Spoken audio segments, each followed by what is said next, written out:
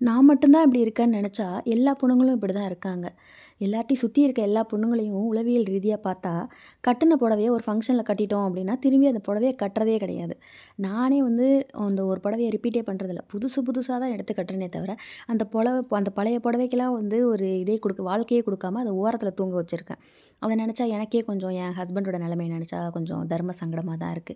ஆனா ஏன் பெண்கள் எல்லாம் இப்படி பண்றாங்க? ஒரு வேள வந்து யாராவது கேட்டுருவாங்களோ அப்படின்னு பயப்படுறாங்களா என்ன? எனக்குன்னா யார பத்தியும் கவலையே கிடையாது, பயமும் கிடையாது. எனக்கு புடிச்சுச்சுன்னா அத திரும்பி திரும்பி பண்ணுவேன்.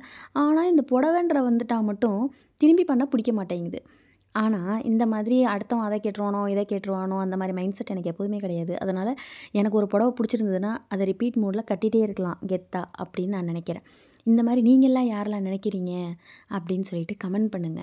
ஆனா, இந்த லேடீஸ்க்கு என்னடா பிரச்சனை? ஏன் இந்த மாரி பண்ண மாட்றோம்? அப்படின்னு திரும்பி அந்த பழைய டாபிக் உள்ளயே போறேன். எனக்கு நெறைய புடவ நான் புடிச்சு தான் எடுக்கிறேன். ஆனா, எடுத்து ஒரு தடவ கட்டிட்டேன்னா, திரும்பி எனக்கு அந்த புடவைய கட்டணும்னே தோண மாட்டேங்குது. புதுசா போய் வேற எடுக்கலான்னு தான் தோணுது. இந்த மானங்கெட்ட மைண்டுக்கு. என்னடா இது?